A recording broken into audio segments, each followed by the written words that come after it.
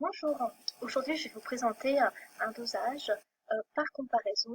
Donc on va chercher à déterminer la concentration d'une solution d'un produit phytosanitaire dont on ne connaît pas la concentration. Donc pour cela, on va se servir d'une solution. Donc ce produit phytosanitaire contient des ions Fe2+, et donc on va utiliser une solution de concentration connue en ions Fe2+. Donc par exemple sur ce flacon ici, on a une solution en ions Fe2+, de 4 grammes par litre. On va le doser par une solution d'ion permanganate. Donc les ions permanganate, comme vous le voyez ici, sont colorés. Donc on a mis une solution d'ion permanganate de potassium dans ici ce qu'on appelle ici une burette graduée. Vous ne voyez pas les graduations parce que la solution est tellement concentrée. Ici nous avons un bécher dans lequel on a mis 10 ml d'une solution d'ion Fe2+, à 4 grammes par litre et quelques gouttes d'acide sulfurique concentré. Là vous avez ici un agitateur magnétique et le barreau aimanté que vous apercevez qui est en train de tourner. Donc on va ici faire descendre, on va essayer de voir, on va voir la réaction qu'il y a entre les ions permanganate et les ions Fe2+. Donc regardez, quand on verse ici les premières gouttes, on voit que la solution se décolore. La réaction sera terminée, c'est-à-dire qu'il n'y aura plus d'ions Fe2+ dans le bécher à partir du moment où on verra une solution rose persistante. Ça veut dire que les ions permanganates ici ne vont plus réagir avec les ions Fe2+. Donc c'est ce que nous allons faire là, ici. Donc, comme je connais la valeur du volume attendu, je vais assez vite pour pas que ce soit trop long pour vous. Et quand on va s'approcher du volume, vous allez voir, je vais ralentir un petit peu. Donc pour trouver le volume à partir duquel il y a persistance de la coloration rose, donc ce qui signifie qu'il n'y a plus de transformation entre les ions permanganate et les ions Fe2+, et donc ça veut dire que tous les ions Fe2+, qu'on avait mis initialement dans le bécher, on avait pris un volume de 10 ml, tous les ions auront disparu, et donc on va reporter ceci dans notre tableau. Alors, attention, je crois qu'on s'approche.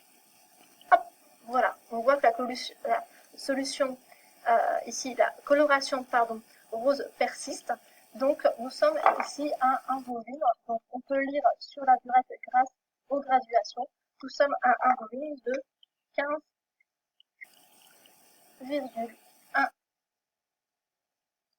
ml.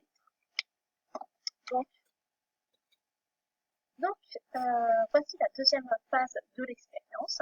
Cette fois-ci, dans le bécher, nous avons mis 10 ml de la solution de produits phytosanitaires qui contient des ions Fe2+, que l'on cherche à doser par comparaison.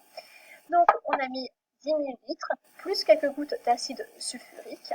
Dans la burette graduée, nous avons placé du permanganate, une solution de permanganate de potassium à la même concentration que tout à l'heure, pour pouvoir effectivement déterminer la concentration des ions Fe2+, avec un dosage par comparaison. Donc comme tout à l'heure, on va verser les ions permanganate, la solution de permanganate de potassium, et quand une solution rose persistera au niveau du bécher, ça veut dire que tous les ions Fe2+, auront réagi et qu'il n'y en a plus dans le milieu, et donc les ions MnO4- vont s'accumuler dans le bécher, d'où cette coloration rose significative des ions permanganate, comme vous pouvez voir ici en présence. Donc déjà là, on voit sur la burette, peut-être que vous ne vous rendez pas forcément compte, ici on a passé les 15 ml. Ça peut signifier quoi? D'une façon qualitative, ça veut dire que la solution ici de produits phytosanitaires contient a une concentration en ions Fe2+, plus grande que celle, hop là, la solution persiste, que celle de la solution celle de mort. Donc comme précédemment, donc je vais noter le volume. On a un volume ici de 20,2 ml. Donc voici les résultats obtenus. Donc vous avez des ions Fe2+, Donc lors de la première manipulation, on a vu que pour cette concentration, il fallait verser des ions permanganate, donc MnO4-, il fallait verser un volume de 15,1 ml. Donc on a fait descendre ici un 15,1 ml. Là, on a notre solution dont on cherche la concentration. On a utilisé la même chose, on a mis 10 ml. Et là, pour le coup, on a utilisé bien sûr la même concentration de la solution d'ion permanganate. Et donc, on a versé cette fois-ci, non pas 15,1 ml, mais 20,2 ml. Eh bien, écoutez, ça, en fait, la concentration ici, elle est proportionnelle au volume qu'on aura versé en ion permanganate. C'est pour ça qu'ici, on parle de dosage par